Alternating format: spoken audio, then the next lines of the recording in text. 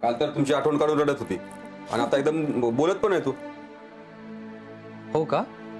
हो ना.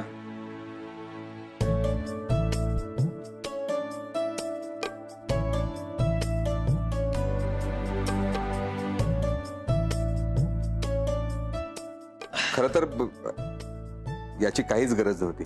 बाबा असं काय करताय? अहो पहिला सण आहे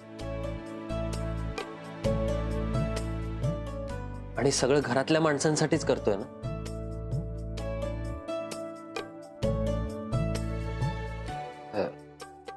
थँक्यू. आणि माऊना खूप चांगले तिळाचे लाडू बनवते. हो, छान चव आहे तिच्या हाताला. मावल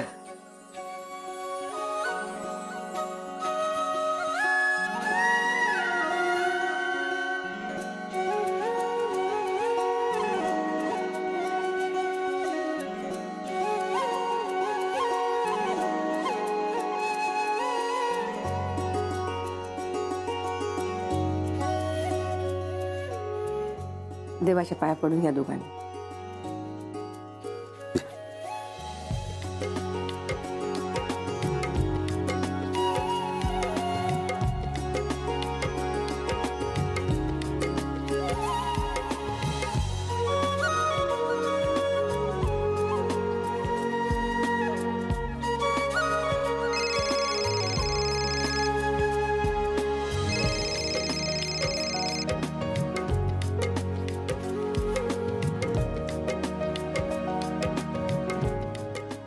सुखी रहा.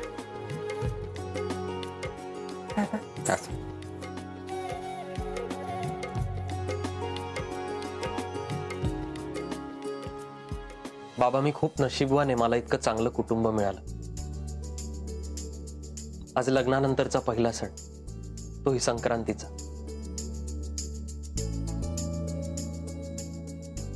म्हणजे गोड बोलायचा दिवस, आबोला मिटवण्याचा दिवस, तिळातिळाप्रमाणे आपलं प्रेम असंच वाढत जाऊ दे हा आशीर्वाद मागण्याचा दिवस.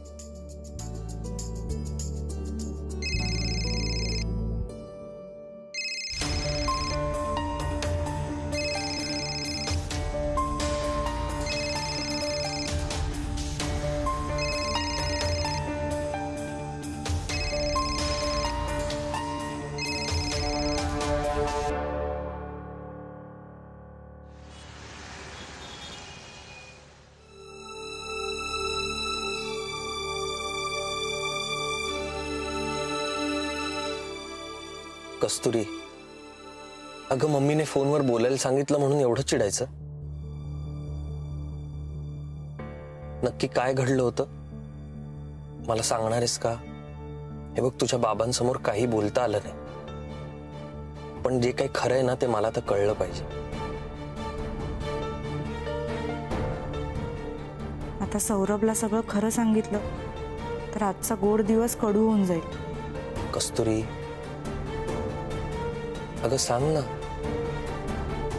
सांगते मी तुला.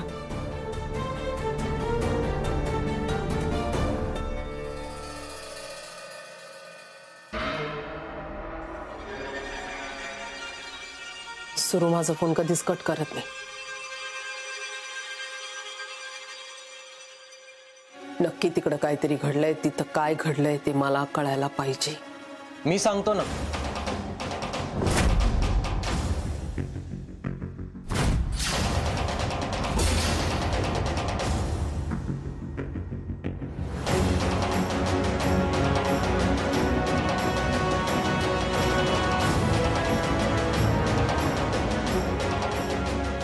म्हणजे मलाही अजून कस्तुरीने सांगितलं नाहीये, पण आता जे काय आहे ते सगळ्यांच्या समोर होऊन जाऊ. माझं काही चुकलं नाही, मला काही म्हणायचं नाही.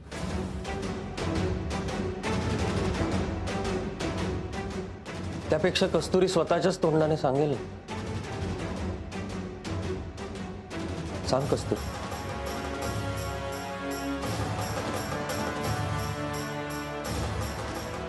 काल त्यांनी माझी परीक्षा घेतली.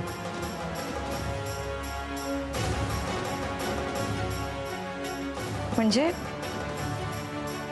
त्या मला एक गोष्ट शिकवायचा प्रयत्न करत होत्या की समोरच्याशी कसं बोललं पाहिजे, कुठल्याही प्रसंगाला कसं सामोरं जायला पाहिजे. आणि कला आत्यांनी कस्तुरी ऐक, माझं ऐकून घे, मला काय म्हणायचंय. कला त्या कस्तुरीचं अजून बोलणं पूर्ण झालं नाही. तिचं बोलणं पूर्ण होऊ दे, मग तू बोल. बोल कस्तुरी. कला आत्यांनी पाठिंबा देणं काय असतं हे शिकवलं. म्हणजे तुमच्या दोघींमध्ये कितीही वाद असले तरी जेव्हा एखाद्याला समजावायची वेळ येते तेव्हा तुम्ही कसं एकत्र येऊन समजवता. पण काय शिकवलं त्यांनी? आत्मविश्वासाने कसं बोलायचं ते शिकवलं. कुठल्या तरी एका मोठ्या बिल्डरचा फोन आला होता मम्मींना आणि तो बिल्डर मम्मींनाच धमकावत होता. पण मम्मी अजिबात डगमगल्या नाही. त्यांनी एका आवाजात त्याला गप्प केलं. तर मला सुद्धा त्या तेच शिकवत होत्या की काहीही झालं तरी स्वतःवरचा विश्वास अजिबात ढळू द्यायचा नाही. अरेला कार्य करता आलं पाहिजे. मला नाही आहे ना आणि अशी सवय. म्हणजे मी लहानपणापासून बाबांनी एवढ्या मायेत ठेवलंय मला, कधी कोणावर आवाज चढवायची वेळच नाही आली. आणि असं एकदम मम्मींनी मला सांगितलं तर मी घाबरले आणि म्हणून मी घरी पळून गेले.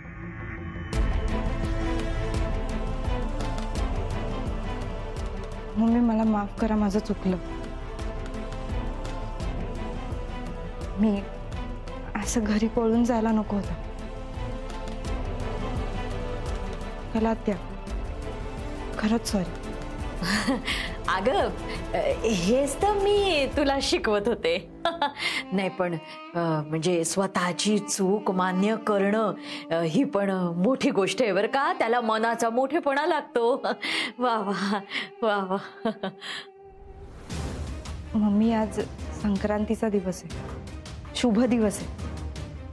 तर मला असं वाटतं की आपण आपल्या मनातले एकमेकांविषयीचे गैरसमज काढून टाकूया आणि नव्याने सुरुवात करूया.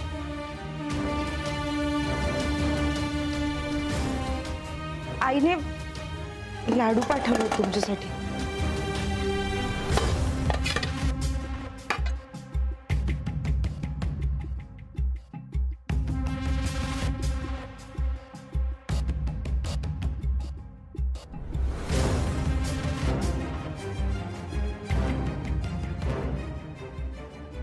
तिळगुळ घ्या आणि गोड गोड बोला.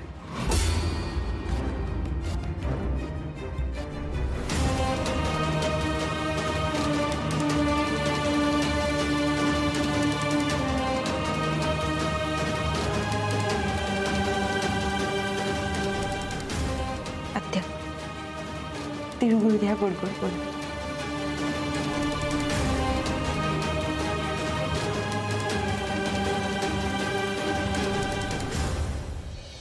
एखादा लाडू मला मिळाला तरी चालेल.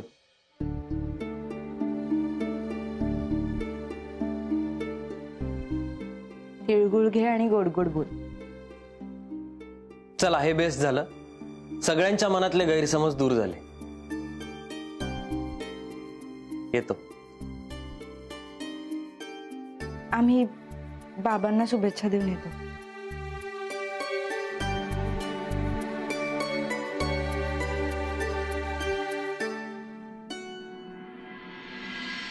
हिनं सुरूला खरं काय ते सांगितलं नाही.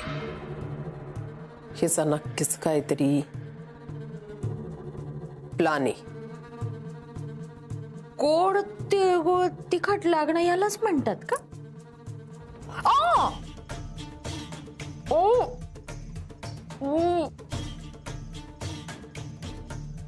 का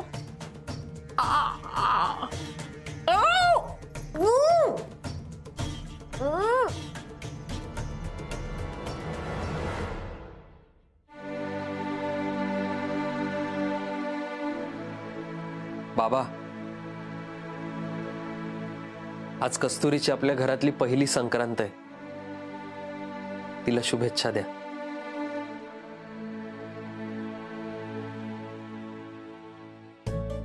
आणि हो बाबा, संक्रांतीच्या हार्दिक शुभेच्छा.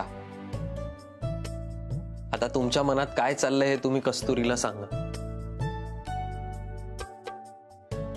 गंमत बघा ना, मी डॉक्टर असून मला हे सांगता येत नाहीये की तुम्हाला माझ्याशी बोलायचं नाहीये का तुम्ही मुद्दाम फक्त कस्तुरीशीच बोलताय. सौरभ, अरे प्रत्येक गोष्टीची एक वेळ असते आणि आय एम शुअर बाबा कधी ना कधी तुला नक्की रिस्पॉन्स देतील.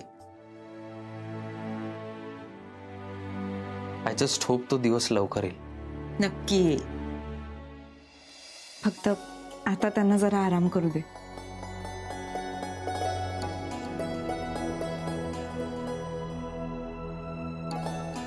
बाबा, मलाच तुमची एका गोष्टीसाठी परवानगी हवी. मम्मी अशा मनस्थितीत आहे ना की मी काहीही केलं तरी ती मला परवानगी देणार नाही. म्हणूनच मी तुमच्याकडे आलो. कारण जेव्हा आई परवानगी देत नाही तेव्हा आपण बाबांकडे येतो. खरं तर आता काय परवानगी वगैरे घ्यायचं वय राहिलं नाही, पण मला कोणालाही दुखवून काहीही करायचं नाही हो. बाबा, मला कस्तुरीला फिरायला घेऊन जायचं. जाऊ ना?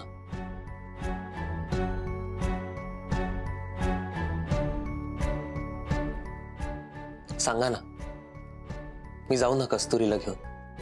परवानगीच घ्यायची तर भाईची कशाला घेता? भाईच्या बहिणीची घेतली तरी चालेल.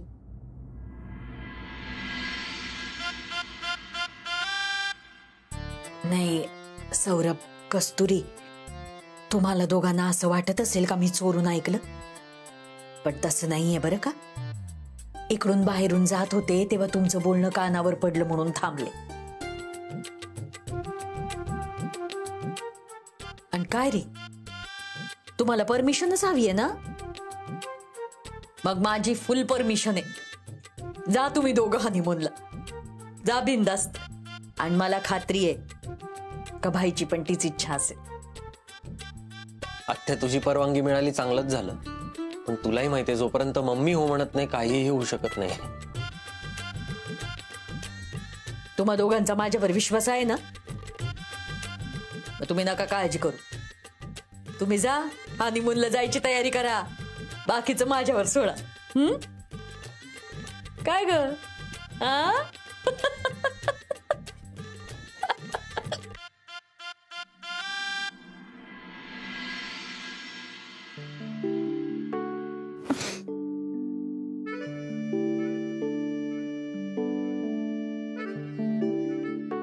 अरे हो, सॉरी बाबा.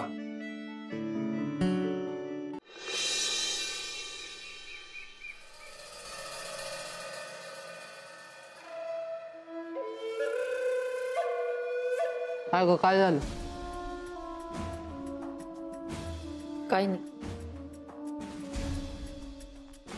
कसला एवढा विचार करतीस?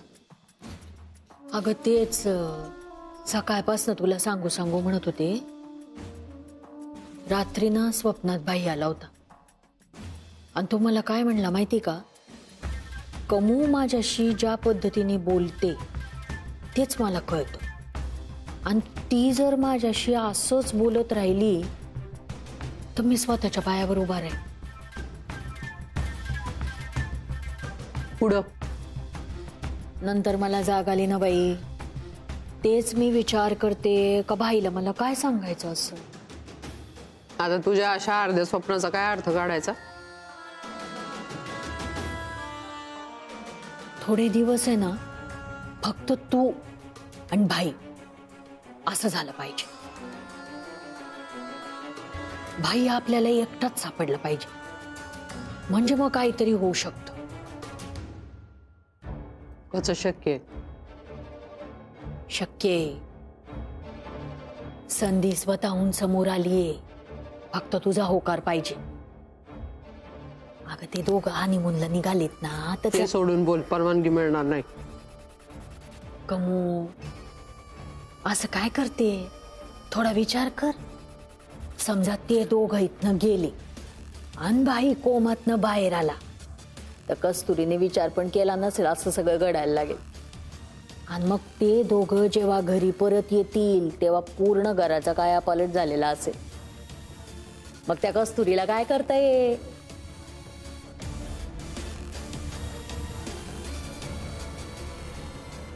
काय रे, झालं का भेटून? हा झालं. मम्मी तुझ्याशी थोडं बोलायचं होतं. बोल की, काय बोलायचंय?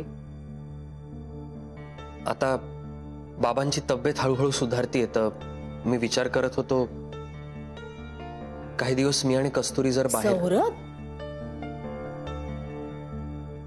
अरे म्हणजे भाईच्या तब्येतीत सुधारणा आहे हे खरं आहे, पण स्वतःच्या पायावर उभं राहिला का भाई? काय रे बाबा, घरातली परिस्थिती बघून तरी विचारायचं होतं. आत्या बरोबर आहे, पण सगळं व्यवस्थित होईलच ना हळूहळू. आणि काही दिवसांचाच प्रश्न आहे आणि आम्हालाही ब्रेक हवा आहे. सो ठीक आहे, मग एक काम फक्त करायचं. तुम्ही आला का तुम्ही भाईकडे लक्ष द्यायचं नाही. कमू भाईची काळजी घे. आत्या, पण मम्मींनी ती जबाबदारी मला दिली आहे ना. अगं बाई, दिली होती, पण आता कमू घेईल काळजी. हे जर मान्य असेल ना तर मग जाऊ शकता तुम्ही. ठीक आहे. कमू, झालं तर तू परवानगी देऊन टाक बरं. दिली परवानगी. बघा कमूचं मन किती मोठं आहे ते बघा. आपल्या मुलाचं मन मोडता आलं नाही बरं का तिला. आभार मान त्यासाठी तिचे. मानतो मम्मी, थँक्यू सो मच. चला आता पटापट तयारी करा बरं. कधी निघणार आहे? एक 4-5 तासात लगेच निघू. म्हणजे खूप कमी वेळ आहे. चला मग निघा बरं. कस्तुरी, उगाच टाइमपास करत बसू नका. जा जा जा, तयारीला लागा जा. चल. नाही लागा तयारीला, पण माझी एक अट आहे बरं का. काय? नाही म्हणजे तुम्ही जा, पण तुम्ही जाण्याच्या आत जर घरात काय बी चुकीचं घडलं तर तुम्ही जाणार नाही. अगं खमू, काय वेडी आहे का काय तू? काय चुकीचं होणार आहे? हा, एवढं चांगलं घर आहे आपलं, काय नाही होत. जा जा जा, तयारीला लागा. जा, बिंदास करा तयारी, काय नाही होत.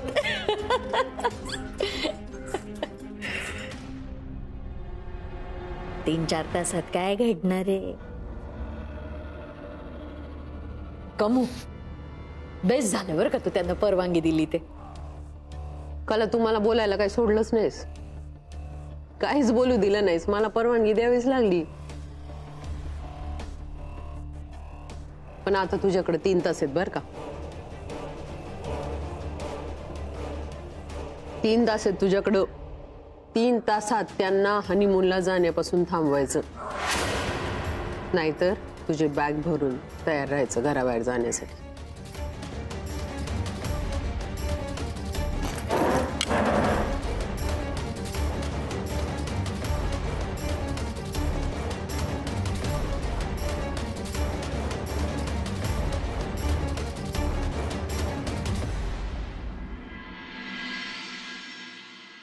कस्तुरी, चल आवर पटकन.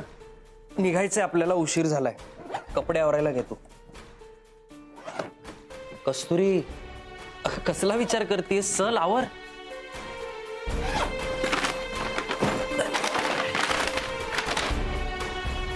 चल चल.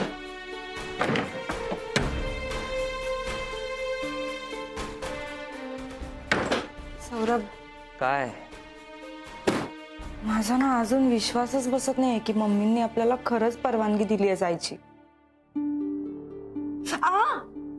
हे काय करतोयस? तुझा विश्वास बसत नाही ना म्हणून चिमटा काढला. अगं दिली आपल्याला परमिशन मम्मीनी. चल लवकर आवरून घे, निघायचंय आपल्याला. चल चल चल लवकर.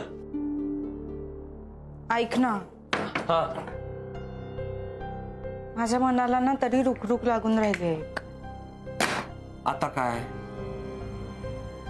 अरे आपण गेल्यानंतर बाबांचं काय? त्यांची काळजी कोण घेणार?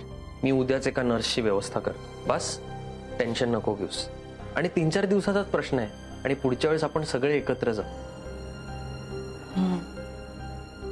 तेव्हा बाबा पण असतील आपल्या सोबत.